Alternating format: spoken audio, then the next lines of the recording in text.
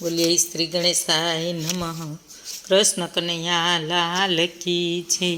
ભાગવત ભગવાનની છે. સ્કંદ ત્રીજો. મુનિ વેદવ્યાસજીએ આપના સખા છે. તેમણે પણ ભગવાનના ગુણગાન કરવાની ઈચ્છાથી જ મહાભારતની રચના કરી છે. જેમાં વિષય સુખોના વર્ણન દ્વારા માનવીની મતિને શ્રી હરિકથા પ્રતિ જ વાળી છે. કામવાસના સમક્ષ કામનું તથા લોભી આગમન લોભનું વર્ણન કરવાથી મનુષ્યને શું ફળ મળે? માનવીની બુદ્ધિને પ્રભુની કથા ભણી વાળવાને માટે જ વેદવ્યાસજીએ કામને લોભનું વર્ણન કરીને ફરીથી ઇતિહાસમાં કામ તથા લોભની નિંદા કરી છે. જો એમ નહીં હોત તો મનુષ્યોને ઘોર સંસારના કારણરૂપ કામ તથા લોભને જાણવા છતાં દયાળુ વ્યાસજી મહાભારતમાં કામને લોભનું વર્ણન શા માટે કરે? શ્રી હરિની કથા તરફ વણેલી મતિ દિન પ્રતિદિન વૃદ્ધિ પામતા શ્રદ્ધાવાન મનુષ્યને અન્ય વિષય સુખાદિ ભણી વૈરાગ્ય પેદા કરનારી થાય છે. શ્રી હરિના ચરણના સ્મરણથી શાંત બનેલા મનુષ્યના સાતળા સઘળા દુઃખોનો તાત્કાલિક નાશ કરે છે. છતાંય જે અજ્ઞાનીજનો પૂર્વજન્મના સંચિત પાપોને લીધે શ્રીહરિની કથાથી વિમુખ જ રહે છે, તેવા શોક કરવાને યોગ્યને પણ શોક કરવા લાયક અજ્ઞાનીઓને હું શોક કરું છું. કેમ કે નિષ્ફળ મન વચન કાયાના વ્યાપારવાળા માનવીઓના આયુષ્યનો સર્વદા અસ્ખલિત ગતિવાળા કાળ નાશ કરે છે. માટે હે દીનબંધુ, મૈત્રેય કલ્યાણ કરનારાને તીર્થરૂપ કીર્તિવંત શ્રીહરિની કથાઓમાં જે કથા સારભૂત હોય તે કથાને જ ફૂલોના રસની પેઠે અન્ય કથાઓમાંથી તારવી લઈને અમારા કલ્યાણ અર્થે કહો. સૃષ્ટિની ઉત્પત્તિ સ્થિતિ તથા નાશ અર્થે જેમણે પોતાની માયાશક્તિ વડે અવતાર લીધો છે તે પરમ કૃપાળુ ઈશના અવલૌકિક કર્મ કહો. સુખદેવજી કહે, વિદુરજીએ માનવ કલ્યાણ માટે પૂછપરછ કરી એટલે મૈત્રેય મુનિવર બોલ્યા, હે વિદુરજી, લોકો પર અનુગ્રહ કરતા જગતમાં પોતાના કીર્તિની સુવાસ ફેલાવતા જેનું મન શ્રી કૃષ્ણ ભગવાનમાં જ લીન રહે છે એવા તમે શ્રેષ્ઠ પ્રશ્ન પૂછ્યો છે. હે વિદુરજી, તમે વ્યાસપુત્ર છો, તેથી તમારામાં આશ્રય નથી. નહીં ગણાય કે તમે જે અનન્ય ભાવે ભગવાનને સ્વીકાર્યા છે. તમે યમદેવ જ છો, પણ માંડવ્ય મુનિના શ્રાપથી વિચિત્ર વીર્યની સ્ત્રી તરીકે રાખેલી દાસીમાં વેદવ્યાસજીથી જન્મ્યા છો. વળી તમે ભક્તો સહિત અહનિશ પ્રભુને પ્રિય છો ને તેથી જ વૈકુંઠધામમાં જતી વખતે મને ભગવાને તમને જે ઉપદેશ આપવાની આજ્ઞા કરી છે, માટે હવે યોગમાયાથી વૃદ્ધિ પામેલી તથા જગતની ઉત્પત્તિ સ્થિતિ અને નાશ કરવાની ભગવાનની કેટલી લીલાઓ હું તમારી સમક્ષ વર્ણવું છું. વર્તમાનમાં જે જગત ભાસે છે તે સૃષ્ટિ પહેલાં જીવોના સ્વરૂપભૂત અને સ્વામી એક ભગવાન રૂપ જ હતું. તે પ્રભુ સિવાય અન્ય કંઈ જ નહોતું, કારણ કે તે વખતે પરમેશ્વર જુદા જુદા દ્રષ્ટા તથા દ્રશ્યાદિ વિવિધ સ્વરૂપે દેખાતા નહોતા. કેમ કે તે વખતે એમની ઈચ્છારૂપી માયાનો તેમનામાં લય થયો હતો. પછી તે વેળા દ્રષ્ટારૂપે અને સર્વત્ર સ્વયં પ્રકાશિત એ ભગવાને કંઈ જોયું નહીં, કારણ કે દ્રશ્યના અભાવે દ્રષ્ટાપણાનો પણ અભાવ જ હોય છે. તેમણે સ્વ આત્માને સદાકાળ રહેલા છતાં નહીં રહ્યા જેવો માન્યો, કારણ કે તે વખતે તેમની માયા આદિશક્તિઓ તેમના સ્વસ્વરૂપમાં જ લીન થઈ ગયેલી હતી અને છતાં તેમની ચેતન શક્તિ તો જાગ્રત જ હતી. તેથી તો તેમને સ્વ આત્માને નહીં હોવા સમાન માન્યો. હે મહાભાગ દ્રષ્ટાને દ્રશ્યનું સંધાન કરનાર એ પરમેશ્વરની કાર્ય કારણરૂપ જે શક્તિ છે તેનું નામ મજ માયા, જે વડે સર્વવ્યાપક પરમાત્માએ સૃષ્ટિનું સર્જન કર્યું. પ્રભુએ પોતાના અંશરૂપ તથા પ્રકૃતિના અધિષ્ઠતા પુરુષરૂપ બીજ સ્થાપ્યું, એટલે પોતાને ચૈતન્ય ભાસે સ્થાપ્યો. પછી મહતત્વ વિજ્ઞાન સ્વરૂપ પોતાના શરીરમાંના કાળથી પ્રેરિત એ માયા શક્તિ મહતત્વ થઈ. મહતત્વ સત્વ ગુણ પ્રધાન હોય, વિજ્ઞાન સ્વરૂપ છે ને જળથી ફૂલી ગયેલી બીજમાં જેમ વૃક્ષ હોય છે, સ્વમાં સૃષ્ટિને પ્રગટ કરનાર છે. એ મહતત્વ સ્વદેહમાં જ વિજ્ઞાન સ્વરૂપે રહેલા વિશ્વને પ્રકાશ કરનાર અને અજ્ઞાનનો અંધકાર દૂર કરનાર છે. ચિદાભાસરૂપી નિમિત્તને ગુણોરૂપી ઉપાદાન કરનારને અને વિકાર પમાડનારને કાળને આધીન રહેનાર તે મહતત્વ પરમાત્માની દ્રષ્ટિનો વિષય થયું. તેથી આ સૃષ્ટિ સર્જવાની ઈચ્છાથી સ્વસ્વરૂપનું રૂપાંતર કર્યું. આમ મહતત્વ વિકારી થયું, તેથી મોહ અહમ થયો. તે અહંકાર પંચમહાભૂતોને મન ઇન્દ્રિયો અને મનનો દેવો એ સૌનું કારણો છે. એ અહમ 3 પ્રકારનો છે, સાત્વિક, રાજસી અને તામસ. એમાંના સાત્વિક અહંકારથી મન થયું. દેવતાઓ પણ સાત્વિક અહમથી જ થયા. દેવોથી શબ્દાદિ વિષયોનું જ્ઞાન થાય છે, તે દેવો પણ સાત્વિક અહમથી થયા. રાજસ અહંકાર વડે કર્મેન્દ્રિયો અને જ્ઞાનેન્દ્રિયો થઈ. તામસ અહંકારથી શબ્દ અને શબ્દથી આકાશ થયું. આકાશ ગુણા શબ્દ રૂપે પરમેશ્વરનું પ્રકાશક છે. એ આકાશ પરમેશ્વરનું શરીર છે, અર્થાત બ્રહ્મનું શરીર આકાશ છે. પછી ભગવાનની દ્રષ્ટિનો વિષય બનેલું આકાશ કાળ માયાને ચિહ્ન અંશ યોગથી વિકારિત થયું. તેમાંથી સ્પર્શ થયો. સ્પર્શ વિકાર પામતા વાયુ થયો. એ બળવાન વાયુ આકાશ સહિત વિકાર પામતા રૂપ તન્માત્રા દ્વારા લોકોને પ્રજાને પ્રકાશિત કરનાર તેજ થયું. એ તેજે વિકાર પામીને રસ તન્માત્રા દ્વારા જળ ઉત્પન્ન કર્યું. પછી બ્રહ્મની દ્રષ્ટિનો વિષય બનેલું તેજ સહિત જળ કાળ માયા અને ચિદ અંશનું યોગે વિકાર પામીને ગંધ ગુણ દ્વારા પૃથ્વી થઈ. હે વિદુરજી, મહાભૂતોમાં જે તત્વ કાર્યરૂપ છે તે પૂર્વના કારણરૂપી તત્વયુક્ત છે. માટે તેમનામાં વધુ ગુણો જાણવા આગળ કહેલ મહાતત્વાદિ અભિમાની દેવતાઓ સર્વવ્યાપી પરમાત્માના અંશરૂપ છે. વિક્ષેપ વિકારને ચેતનાને ધારણ કરે છે. માટે સર્વને સમાન હોઈને પરસ્પરથી નોખા રહેવા લાગ્યા. આપ પરસ્પર સંબંધ રહિત રહીને બ્રહ્માંડની રચનારૂપી સક્રિય કરવાને અસમર્થ થયા. એટલે તેમણે 2 હાથ જોડીને ભગવાનને કહ્યું. દેવો બોલ્યા, હે પ્રભુ, શરણાગતના તપને શાંત કરનાર આપણા ચરણ કમળને નમસ્કાર. યોગીજનો અનાયાસ સંસારના દુઃખોનો ત્યાગ કરે છે, જેમ પ્રવાસીઓ સ્વગૃહે પાછા ફરીને પોતાના થાક ઉતારે છે. તે તાત આ વિશ્વમાં સંસારમાં જીવો ત્રિવિધ તાપો આધ્યાત્મિક અધિભૌતિક ને અધિદૈવિકથી પીડિત થાય છે. હે પ્રભુ, જ્ઞાનયુક્ત આપણા ચરણો અમે આશરો લઈને છીએ. ઋષિઓ આપના ચરણને નિસંગ થયેલા પોતાના મનમાં આપનું મુખ પદ્મ જેવો માળોક છે એના વેદરૂપી પક્ષીઓ મારફત ઢૂંઢે છે.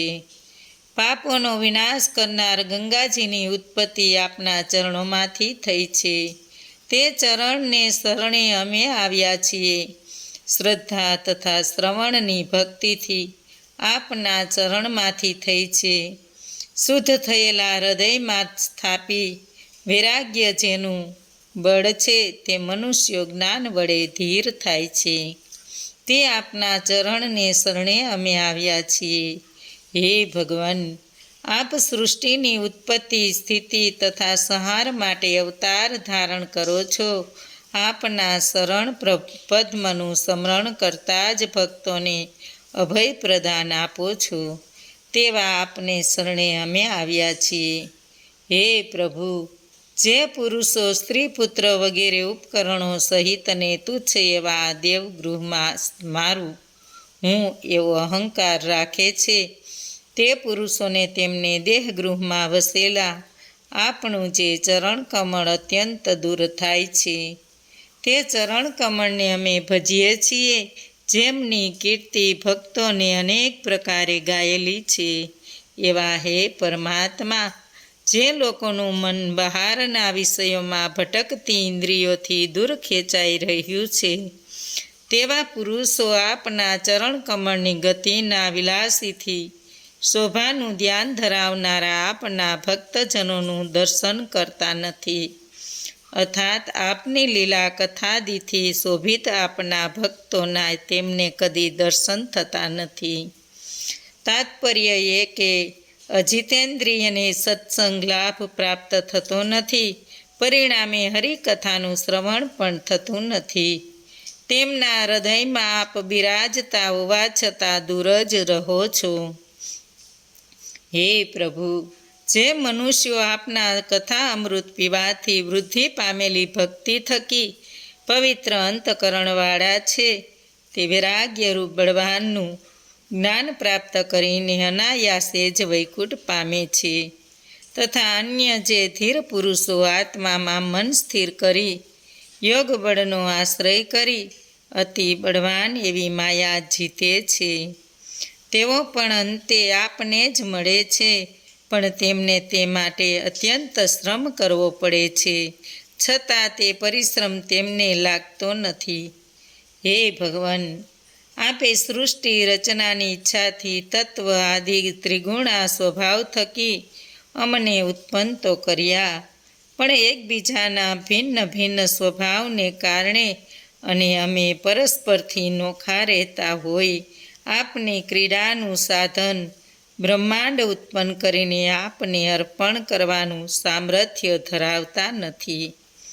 હે પ્રભુ, હે અજમ્મા, અમે જે રીતે તે વખતે આપને સઘળી જાતનો ભોગ અર્પણ કરીએ છીએ ને અમે પણ અમારું જીવન સાધન એટલે કે અન્નનો ભોગ કરી શકીએ, તથા આ સઘળા જીવો પણ વિઘ્ન રહિત થઈને આપને તથા અમને અપાતા ભોગ્ય પદાર્થો ગ્રહણ કરી શકે, તેમ કરવા આપ અમને શક્તિ અને જ્ઞાન આપો. વેદમાં પણ આવી પ્રાર્થના છે. તે શક્તિઓને ઇન્દ્રિયોના દેવોએ ને શક્તિઓને પ્રાર્થના કરી કે અમને રહેવાને માટે સ્થાન આપો, કે જ્યાં રહીને અમે અમારું જીવન સાધન અન્ન ખાઈ શકીએ. હે ઈશ, આપ સર્વ દેવતાઓના તથા અમારા સઘળા કાર્યોના આદિ છો, કારણ કે આપ કુટસ્થ તથા નિર્વિકાર છો, અમારા સૌના અધિષ્ઠતા છો. આપ અજમ્મા એ સત્વ આદિ ગુણો અને જન્માદિ કર્મોના કારણરૂપ પોતાની માયા શક્તિમાં મહાતત્વરૂપી બીજ સ્થાપેલું છે. હે ભગવાન, જેના મહતત્વ મુખ્ય છે એવા અમે સૌ જેને માટે ઉત્પન્ન થયા છીએ, તે આપનું કયું કાર્ય કરીએ? કદાચ આપ કહેશો કે સૃષ્ટિ ઉત્પન્ન કરો, તો અમે એમ પ્રાર્થીએ કે હે દેવ, સૃષ્ટિરૂપી ક્રિયા કરવામાં જેમને કેવળ આપનો જ આધાર છે, એવા અમને આપ જ્ઞાન અને શક્તિ આપો. અર્થાત આપના જ્ઞાનને ક્રિયાશક્તિ વડે જ અમે સૃષ્ટિ રચના કરવા માટે શક્તિવાન થઈશું. અન્ય પ્રકારે અમે સૃષ્ટિ રચના નહીં કરી શકીએ. ઈશ્વરે જેમનામાં પ્રવેશ કર્યો હતો એવા એ તત્વોએ વિરાટ શરીરનું સર્જન કર્યું, ને તેમાં જ ભગવાને આદિદૈવિક ભેદ કર્યો. એની કથા હવે અહીં કહેવામાં આવશે. મૈત્રેય ઋષિ બોલ્યા, આમ સ્વશક્તિને મહાતત્વાદી જેઓ પરસ્પર નહીં મળતા નોખા નોખા રહ્યા હતા ને સૃષ્ટિ રચના કરવાને અસમર્થ હતા. તેમની સ્થિતિ નિહાળીને અપાર લીલાવાળા પ્રભુએ કાળથી જાગ્રત થનારી માયારૂપી શક્તિ ધારણ કરીને તે 23 તત્વ સમૂહના અંતર્યામી સ્વરૂપે એક જ વાર પ્રવેશ કર્યો. એ 23 તત્વો તે મહતત્વ અહમ, પંચભૂતો, 5 તન્માત્રાઓ તથા 11 ઇન્દ્રિયો. આ રીતે ક્રિયાશક્તિ વડે તે તત્વોમાં પ્રવેશ કરીને ભગવાને તેમનામાં લીન થયેલી ક્રિયાશક્તિથી તે તત્વોમાં પ્રવેશીને તેમનામાં રહેલી ક્રિયાશક્તિને જાગ્રત કરીને વિવિધ તત્વોને જોડ્યા. પછી ભગવાને પ્રેરણા પામેલા તે 23 તત્વોમાં ક્રિયાશક્તિ જાગી એટલે તેમણે સ્વયં અંશો વડે વિરાટ શરીર ઉત્પન્ન કર્યું. પોતાનામાં પરમાત્માએ પ્રવેશ કર્યો હતો, તેથી તે સઘળા તત્વો મળીને પોતાના અંશ વડે પરિણામ પામ્યા ને વિરાટ શરીરકારમાં પ્રગટ્યા. એમાં સર્વ સ્થાવર જંગમ સર્વ લોકો રહ્યા છે. પછી અંતે તેજસ્વીએ વિરાટ પુરુષે પોતાનામાં રહેલા સર્વ જીવો સહિત બ્રહ્માંડમાં 1,000 વર્ષ પર્યંત જળ નિવાસ કર્યો. તે પછી જગતના સર્જનાર પૂર્વકત તત્વોના કાર્યરૂપ વિરાટ પુરુષે ક્રિયાશક્તિ, ભૌતિક શક્તિ, આત્મશક્તિ તથા જ્ઞાન શક્તિ યુક્ત હોય પોતે જ પોતાના એક રૂપે, 10 રૂપે ને 3 રૂપે ભાગો કર્યા. અર્થાત તે વિરાટ પુરુષ પોતાના જ્ઞાન શક્તિથી હૃદયયુક્ત ચૈતન્ય સ્વરૂપે એક પ્રકારે થયો.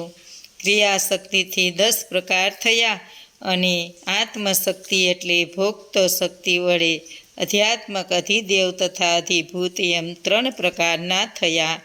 તેમાં 10 પ્રાણ તે આ પ્રાણ અપાન, સમાન, ઉદાન, વ્યાયાન, નાગ, કૂર્મ, કુકલ, દેવદત્ત ને ધનંજય.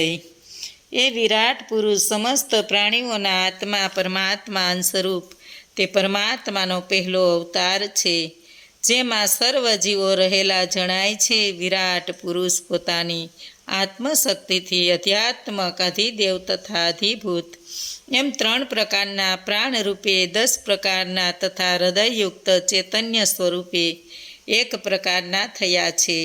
વળી જેને ઇન્દ્રિય જ્ઞાન પહોંચી શકતું નથી એવા પરમાત્મા વિશ્વ સર્જનાર એ 23 તત્વોની પૂર્વોક્ત પ્રાર્થના ધ્યાને લઈને તેમને વિવિધ આજીવિકા મેળવીને પોતાની ચૈતન્ય શક્તિ વડે વિરાટ શરીર વિશે હું આમ કહીશ એવો વિચાર કર્યો.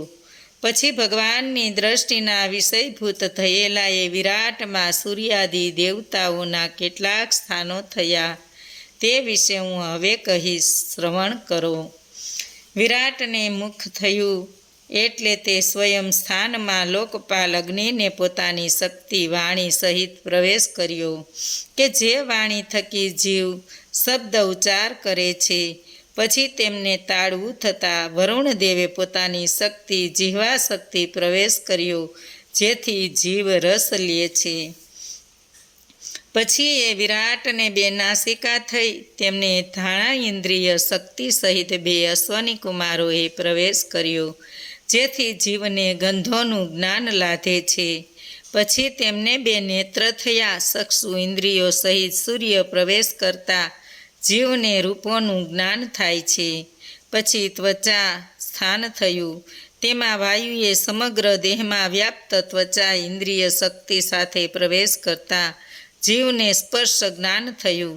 પછી 2 કર્ણ થયા, તેમાં દિશાઓએ શ્રોતા ઇન્દ્રિય સામે પ્રવેશ કરતા જીવને શબ્દ જ્ઞાન થયું. પછી ચર્મ સ્થાન થયું, તેમાં ઔષધિઓએ શ્રિતેન્દ્રિય સામે પ્રવેશ કરતા જીવને શબ્દ જ્ઞાન થયું. સ્વશક્તિમાં રૂપ રૂવાટા સહ પ્રવેશ કરતા જીવને ખજણવું જ્ઞાન થયું, ખણજનું જ્ઞાન થયું. પછી એ વિરાટ લિંગરૂપી સ્થાન થયું, તેમાં પ્રજાપતિએ પોતાના વીર્યરૂપ અંશ સહિત પ્રવેશ કર્યો, તેથી જીવ વિષયનો આનંદ ભોગવે છે. પછી ગુદાસ્થાન થયું. તેમાં મિત્રદેવે પાયુ નામની ઇન્દ્રિય રૂપી શક્તિ સહિત પ્રવેશ કર્યો, જેથી જીવ મળત્યાગ કરે છે. પછી હાથનું સ્થાન થયું. તેમાં ઇન્દ્રએ લેવડ દેવડ કરવા રૂપી સ્વયં અંશ સાથે પ્રવેશ કર્યો, જેના વડે જીવ આજીવિકા પ્રાપ્ત કરે છે. પછી શરણ સ્થાન થયું. તેમાં શ્રી વિષ્ણુએ સ્વયં અંશરૂપ ગમન શક્તિ સહિત પ્રવેશ કર્યો, જેથી જવા યોગ્ય સ્થાને જાય છે. પછી બુદ્ધિ સ્થાન થયું. તેમાં નિશ્ચયાત્મક જ્ઞાન કરવાની શક્તિરૂપ બોધ સહિત બ્રહ્મદેવે પ્રવેશ કર્યો, જેથી જીવને નિશ્ચય કરવાને યોગ્ય પદાર્થનું નિશ્ચયાત્મક જ્ઞાન થાય છે. પછી હૃદય સ્થાન થયું. તેમાં ચંદ્રદેવે સ્વયં અંશરૂપી મન સહિત પ્રવેશ કર્યો. જીવ સંકલ્પ વિકલ્પ વિકાર પામે છે. પછી અહંકાર સ્થાન થયું. તેમાં અહંકાર વૃત્તિ નામની શક્તિ સહિત રુદ્રદેવે પ્રવેશ કર્યો, જેથી જીવને ક્રિયા પ્રાપ્ત થાય છે. પછી ચિત્ત સ્થાન થયું. તેમાં બ્રહ્મદેવે ચેતન શક્તિ સહિત પ્રવેશ કર્યો, જેથી જીવ વિજ્ઞાન પામે છે. પછી વિરાટ મસ્તકમાંથી સ્વર્ગ થયું. બે ચરણોમાંથી પૃથ્વી થઈ. નાભીમાંથી આકાશ થયું. જેઓમાં ત્રિગુણના પરિણામ રૂપ દેવો તથા માનવો આદિ દેખાય છે.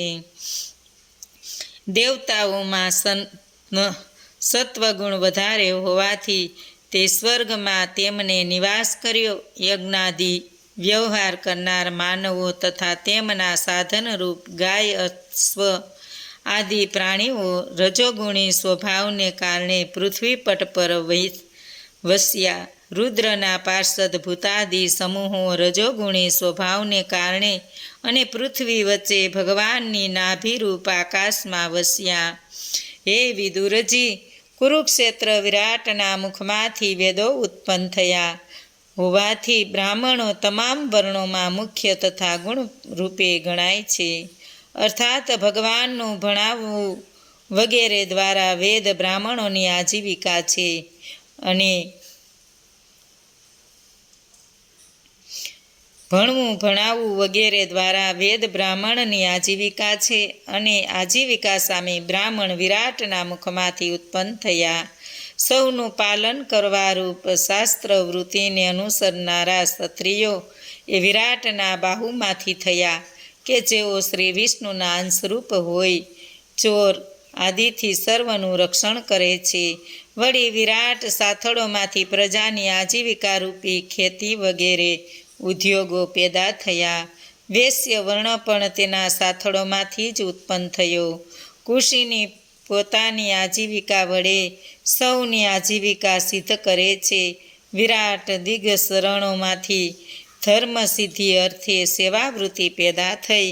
તે સેવાવૃત્તિ અર્થે શૂદ્ર પણ વિરાટના બંને ચરણોમાંથી થયા. એ શૂદ્રોની સેવાથી ભગવાન પોતે અત્યંત પ્રસન્ન છે. આ બધા વર્ણો પોતાના ચિત્તની શુદ્ધિ માટે પોતાના ધર્મ અને ગુરુ દ્વારા શ્રીહરિનું શ્રદ્ધાથી પૂજન કરે છે, કેમ કે પોતાની આજીવિકા સહિત તેઓ શ્રીહરિથી જ ઉત્પન્ન થયા છે. હે વિદુરજી, કાળ ધર્મને સ્વભાવરૂપ શક્તિવાળા પ્રભુને યોગમાયા બળથી વિરાટ સ્વરૂપ ઉત્પન્ન થયું છે. તેથી એ વિરાટ સ્વરૂપનું વર્ણન કોણ કરી શકે? અરે, એ વર્ણનની ઈચ્છા કરવી પણ અશક્ય છે. તો એ હે વિદુરજી, શ્રીહરિથી જુદા અન્ય વિષયોનું વર્ણન કરવાથી મલિન થયેલી મારી વાણીને પાવન પવિત્ર કરવાને મેં ગુરુ મુખે જે સાંભળેલું છે તે પ્રમાણે મારી બુદ્ધિ પ્રમાણે શ્રીહરિની કીર્તિ હું તમને કહીશ. દ્વિજજનો કહે છે કે હે શ્રેષ્ઠ કીર્તિવંત પુરુષના મુકુટરૂપ પરમાત્માના ગુણગાન ગાવા એ જ મુખ્ય લાભ છે. વિદ્વાનોએ વર્ણવેલ ભગવાનની કથારૂપ અમૃત વિશે કાનનો ઉપયોગ કરવો એ જ કાનનો મુખ્ય લાભ છે. હે વત્સ, આદિકવિ બ્રહ્માજી સહસ્ત્રો વર્ષોને અંતે પણ યોગ થકી પરિપક્વ થયેલી બુદ્ધિથી પણ શું ભગવાનનો મહિમા જાણી શકે છે? નથી જ જાણ્યો. માટે પરમાત્માની માયા તો માયાવી પુરુષોને પણ મોહ પમાડનાર છે. પરમેશ્વર પોતે પોતાની એ માયાને જાણતા નથી, કારણ કે તે માયા તો અનંત છે. તો પછી બીજા તો તે જાણી જ સી રીતે શકે? જેને જાણવાને તત્પર થયેલ વાણી તથા મન પણ તેમને જાણ્યા સિવાય જ પાછા ફરે છે. એટલું જ નહીં, પણ અહમના અધિષ્ઠતા રુદ્ર દેવતા તે ઇન્દ્રિયોના અધિષ્ઠતા અન્ય દેવતાઓ સુદ્ધા જેમને જાણી શક્યા નથી, તે પરમાત્માને નમસ્કાર હો, નમસ્કાર હો. બોલો કૃષ્ણ કનૈયા લાલ કી જય. ભાગવત ભગવાનની જય. આજનું ભાવપુષ્પ શ્રી કૃષ્ણ અર્પણ.